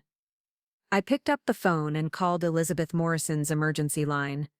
When she answered, her voice was alert, despite the late hour. Dr. Morrison, it's Vera Mitchell. I need to schedule an emergency meeting about accelerating several investment strategies. I'm going to need liquid assets for legal expenses, and I want to make sure my financial position is as strong as possible before I enter into what's likely to be a protracted legal battle. What kind of legal battle, Mrs. Mitchell? The kind where I demonstrate that underestimating Vera Mitchell is a very expensive mistake. The courtroom was smaller than I'd expected, but then again, probate hearings rarely drew large audiences. The morning light filtered through tall windows, casting long shadows across the polished wood floors where Harold's family sat in the front row, their expensive attorneys arranged beside them like a wall of dark suits and leather briefcases. I chose to sit alone at the respondent's table, with only Sarah Chen beside me. We'd discussed bringing additional legal support, but I'd decided against it. This wasn't just a legal battle about Harold's estate. It was a final confrontation about who I really was versus who they'd always assumed me to be. I wanted them to see exactly what they were up against. Judge Patricia Hendricks called the hearing to order with the brisk efficiency of someone who'd presided over countless family disputes. She was in her early 60s, with silver hair, and the kind of sharp intelligence that suggested she'd heard every possible variation of greed, disguised as concern for family welfare. This is a petition to challenge certain provisions of the last will and testament of Harold Edward Mitchell, deceased. The petitioners are Marcus Mitchell, Janet Richardson, and Robert Mitchell, claiming that the deceased lacked testamentary capacity at the time of execution and that certain provisions were the result of undue influence. Harold's attorney, Douglas Carruthers, stood to present their case. He was everything I'd expected from his reputation: impeccably dressed, eloquently spoken, and completely convinced of his own righteousness, the kind of lawyer who specialized in convincing judges that wealthy widows were inherently suspect when they inherited their husband's fortune. Your Honor, Harold Mitchell was a successful businessman who built his wealth through careful planning and conservative financial management. Throughout his life, he made decisions collaboratively, consulting with family members and business associates before making major commitments. The will in question represents a dramatic departure from this pattern of behavior. Carruthers walked to an easel where he'd prepared a timeline of Harold's financial decisions over the final 2 years of his life. Each investment, each major purchase, each policy change was marked with dates and dollar amounts that painted a picture of increasingly aggressive risk-taking. During the final 18 months of his life, Mr. Mitchell made a series of uncharacteristic investment decisions without consulting family members who had previously been involved in financial planning discussions. He liquidated conservative holdings to invest in speculative technology companies. He purchased overseas real estate without conducting proper due diligence. He increased his life insurance coverage to levels that far exceeded any reasonable assessment of his family's needs. I watched the presentation with the detached interest of someone observing a performance. Carruthers was skilled at weaving facts into a narrative that supported his client's position, but every fact he presented could be interpreted in ways that actually supported Harold's competence rather than questioning it. Most significantly, Carruthers continued, Mr. Mitchell restructured his will to give his wife complete control over assets that had been accumulated through family business relationships. Previous versions of his will had included provisions for family oversight and collaborative decision-making. The final version eliminated these safeguards entirely. Judge Hendricks made notes as Carruthers spoke, but her expression remained neutral. Mr. Carruthers, what specific evidence are you presenting to demonstrate that Mr. Mitchell lacked capacity or was subject to undue influence? Your Honor, we have testimony from family members indicating that Mr. Mitchell expressed concerns about complex financial management in the months before his death. We also have evidence that Ms. Mitchell was increasingly involved in business decisions that had previously been handled independently by her husband. It was a clever strategy, I had to admit. Instead of claiming that Harold was mentally incompetent, they were suggesting that I had gradually taken control of decisions that he'd previously made alone. The implication was that Harold's final will reflected my preferences rather than his own judgment. Marcus was their first witness. He took the stand wearing the same serious expression he'd worn to Harold's funeral, but with an additional layer of righteous determination. Under Carruthers' questioning, he painted a picture of a brother who'd grown increasingly concerned about his financial decision-making in his final year. Harold always consulted with family before making major investments, Marcus testified. He valued our input and wanted to make sure his decisions aligned with the family's long-term interests. But in the last 2 years, those conversations when I asked about his technology investments, he just said Vera was handling the research. Did Mr. Mitchell ever express concerns about his wife's involvement in financial decisions? Carruthers asked. Marcus hesitated for just a moment. He mentioned that she was asking a lot of questions about investments she'd never shown interest in before. He seemed uncertain about some of the directions she was encouraging him to pursue. It was a carefully constructed lie, and we both knew. Harold had never expressed uncertainty about my involvement in our financial planning.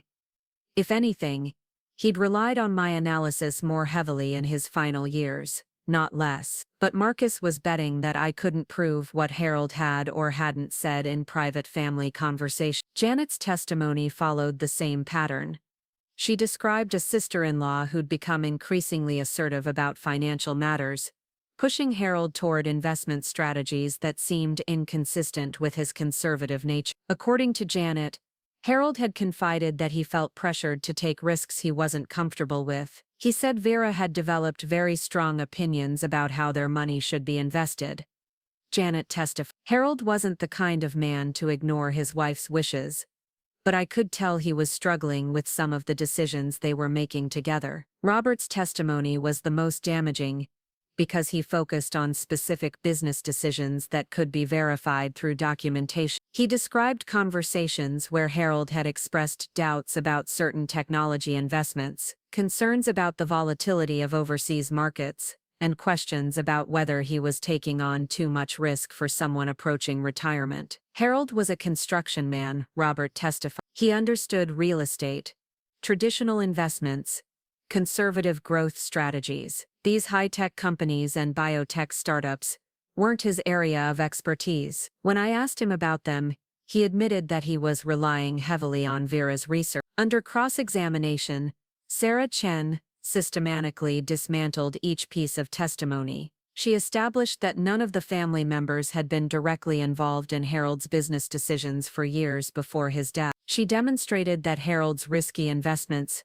had actually generated exceptional returns. She showed that Harold's life insurance increases were consistent with standard estate planning advice for someone with his level of wealth. Most importantly, she established that Harold had updated his will voluntarily, in consultation with his own attorney, with no evidence of coercion or diminished capacity. But the most telling moment came when Sarah asked Marcus about his own financial qualifications for advising Harold about complex investment strategies. Mr. Mitchell, you testified that your brother consulted with you about major financial decisions. What is your educational background in finance or investment management? Marcus shifted uncomfortably. I have 30 years of experience in banking. Specifically, what type of banking? Commercial lending, primarily small business and residential mortgage. Have you ever managed technology investments, Mr. Mitchell? Not personally, no. International currency hedging? No. Biotechnology venture capital? No. So when you testified that your brother's technology investments were inconsistent with his conservative nature, you were offering an opinion about investment strategies you've never personally managed. Marcus's face reddened. I was offering an opinion based on Harold's previous investment philosophy. And how familiar were you with Harold's previous investment philosophy? When was the last time he consulted with you about a major financial decision? There was a long pause. I can't recall a specific date. Was it within the 5 years before his death? Probably not. 10 years. I'm not sure. Sarah had made her point. Harold's family was claiming expertise they didn't possess and influence they hadn't exercised in years. Their challenge to his will was based on assumptions about his decision-making process, rather than actual knowledge of his financial management. When it was my turn to testify, I walked to the witness stand with the same calm confidence I'd once brought to important business meetings. I'd dressed carefully for this moment. A navy blue suit that conveyed professionalism without ostentation, minimal jewelry, and the kind of understated elegance that suggested competence rather than trying to impress anyone. Sarah's questions allowed me to tell my story methodically, starting with my education and early involvement in Harold's business affairs. I described our partnership not as a traditional marriage, where the husband made financial decisions while the wife managed domestic responsibilities, but as a genuine collaboration where we each contributed our specialized skills. Mrs. Mitchell, can you describe your role in your husband's investment decisions during the final years of his life? Harold and I had developed an effective division of responsibilities over the course of our marriage. He handled client relationships and project management for our construction business. I handled financial analysis, tax planning, and investment research. When Harold was considering new investment opportunities, he would ask me to research the companies, analyze their financial statements, and assess the risk-reward ratios. Did you ever pressure your husband to make investments he was uncomfortable with. Never. Harold was naturally cautious about financial risks, which was an excellent counterbalance to my tendency to focus on growth opportunities. Our investment decisions were always the result of extensive discussion and mutual agreement. Miss Mitchell, the petitioners have suggested that your husband's will was influenced by your preferences, rather than his own judgment. How do you respond to that allegation? I looked directly at Marcus as I answered. Harold's will reflected 42 years of building wealth together as equal partners. Harold understood better than anyone else that I had been instrumental in accumulating the assets he was bequeathing. He trusted my judgment because he had 42 years of evidence that my judgment was sound. Under cross-examination, Carruthers tried to establish that I had systematically isolated Harold from his family's influence in order to control his financial decisions. His questions were designed to portray me as a manipulative wife who had gradually undermined Harold's independence. Mrs. Mitchell, isn't it true that you discouraged your husband from discussing financial matters with his family? No, that's not true. Harold chose not to discuss detailed financial information with his family because he felt it was inappropriate to share specifics about our wealth with people who weren't directly involved in managing it. But you were aware that his family had traditionally provided input on major decisions. I was aware that Harold's family had opinions about his decisions, but Harold made his own choices based on professional advice and careful analysis, not family consensus. Mrs. Mitchell, did you encourage your husband to increase his life insurance coverage in the months before his death? It was a loaded question, designed to suggest that I had been planning for Harold's death and positioning myself to benefit from it. But I'd anticipated this line of questioning. Harold and I reviewed our life insurance coverage annually as part of our estate planning process. When our wealth increased significantly due to successful investments, we increased our coverage proportionally to ensure adequate liquidity for estate taxes. Whose idea was it to eliminate family oversight provisions from your husband's will? Harold, he felt that family oversight was unnecessary, given my experience in managing our financial affairs, and potentially counterproductive if family members tried to impose their preferences on investment decisions they weren't qualified to make. Carruthers pressed harder, trying to establish some evidence of undue influence or manipulation. But every question revealed the fundamental weakness of the petitioner's case. They couldn't point to any specific instance where I had coerced Harold into making decisions against his will because no such instances existed. The final witness was Dr. Robert Sterling, Harold's physician for the past 15 years. His testimony established conclusively that Harold had shown no signs of cognitive decline or mental impairment in the months before his death. Harold had continued to pass annual physical and cognitive assessments with no indication of diminished capacity. In your professional opinion, Dr. Sterling, was Harold Mitchell competent to make complex financial decisions up until the time of his death? Absolutely. Harold was mentally sharp, physically healthy for his age, and fully capable of understanding the implications of his financial and legal decisions. Judge Hendricks called a brief recess before closing argument. I used the time to observe Harold's family, who were clustered around their attorney with expressions of growing concern. They'd expected their challenge to be straightforward.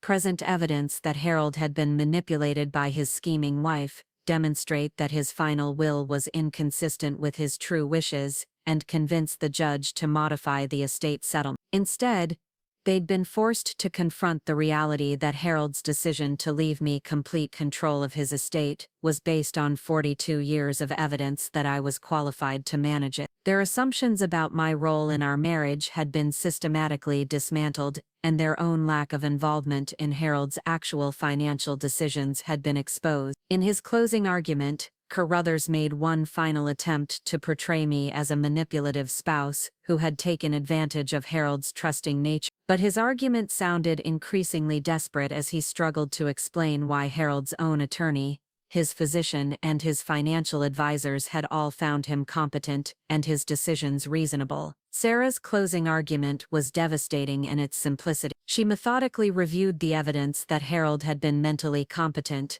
that his investment decisions had been successful, and that his will accurately reflected his own priorities and values. She pointed out that the petitioners had offered no evidence of coercion, manipulation, or diminished capacity beyond their own assumptions about how Harold should have made his decisions. Your Honor, this case is not about Harold Mitchell's testamentary capacity. It's about his family's disappointment that he didn't structure his estate according to their preferences. The petitioners want this court to overturn a validly executed will because they disagree with Harold's judgment about his wife's qualifications to manage his estate. Judge Hendricks deliberated for less than an hour before returning with her decision. When she spoke, her voice carried the authority of someone who'd seen enough frivolous estate challenges to recognize one immediately. The court finds no evidence that Harold Mitchell lacked testamentary capacity at the time his will was executed. The testimony establishes that Miss Mitchell was mentally competent, that his financial decisions were made in consultation with qualified professionals, and that his will accurately reflects his own wishes regarding the distribution of his estate. She paused, looking directly at Harold's family. Furthermore, the court notes that the petitioners have presented no evidence of undue influence beyond their own assumptions about Mrs. Mitchell's role in her husband's financial decisions. The fact that Miss Mitchell chose to rely on his wife's expertise in making investment decisions does not constitute evidence of manipulation or coercion. Mitchell's authority over the estate is confirmed and absolute. The petitioners are responsible for all court costs and legal fees associated with this proceeding. As we left the courthouse, Harold's family avoided making eye contact with me. Marcus looked like a man who just realized he'd made a catastrophic miscalculation. Janet seemed stunned by the decisiveness of their defeat. Robert was already on his phone, probably trying to figure out how much this failed challenge was going to cost them. Sarah and I walked to her car in comfortable silence. The victory felt satisfying, but not in the way I'd expected. I wasn't triumphant, I was relieved. For months I'd been fighting to establish something that should never have been questioned. My right to control my own inheritance and make my own decisions about my financial future. Vera, Sarah said as we reached her car, you should know that this ruling establishes a clear legal precedent. Any future attempts to challenge your authority over your estate will face an extremely high burden of proof. Do you think there will be future attempts? Not legal ones. But family dynamics don't always follow legal logic. You may find that your relationships with Harold's family are permanently changed by this process. I thought about that as I drove home to the house that was now unequivocally mine. The truth was, my relationships with Harold's family had been permanently changed the moment I'd inherited $26 million. The court case had simply made explicit what had already been true. I was no longer the accommodating sister-in-law who deferred to their opinions and accepted their guidance. That evening I received 3 phone calls. Marcus left a voicemail apologizing for the misunderstanding and suggesting that we try to move forward as a family. Janet called to say that she hoped there were no hard feelings, and that she'd always supported my right to manage Harold's estate as I saw fit. Robert didn't call at all. I didn't return any of the calls. Instead, I sat in Harold's study with a glass of wine and reviewed the investment reports that had arrived that day. The technology portfolio was up 12% for the quarter. The biotech investments had generated returns that exceeded even Elizabeth Morrison's optimistic projections. The international real estate holdings were appreciating faster than we'd anticipated. Harold and I had built something extraordinary together, but I was building something even more extraordinary on my own. Not just wealth, but the kind of financial independence that allowed me to pursue my own vision without compromise or accommodation. The next morning, I called Elizabeth Morrison to schedule a comprehensive portfolio review. I wanted to explore opportunities that I'd been considering but hadn't acted on. Emerging markets that offered exceptional growth potential, sustainable technology companies that aligned with my environmental values, and venture capital funds that specialized in female-founded startups. Dr. Morrison, I want to discuss a more aggressive investment strategy. I'm thinking of allocating 15 to 20% of my portfolio to high-risk, high-reward opportunities. That's quite a shift from your previous approach, Mrs. Mitchell. May I ask what's driving this change? I thought about how to explain what I'd learned about myself over the past few months. For 42 years, I'd been half of a partnership where caution and consensus were valued above individual vision. Now I was the sole decision maker for a substantial fortune, with the freedom to take risks that reflected my own appetite for growth and change. Dr. Morrison, I've discovered that I'm more comfortable with uncertainty than I thought I was, and I'm more interested in building wealth than in simply preserving it. 2 weeks later, I hosted my first dinner party as a wealthy widow. Not the family gatherings where I'd spent decades serving food and listening to other people's conversations, but an intimate evening for 12 women who shared my interest in using wealth to create social change. The guest list included Elizabeth Morrison, Sarah Chen, the director of the Women's Entrepreneurship Program at the State University,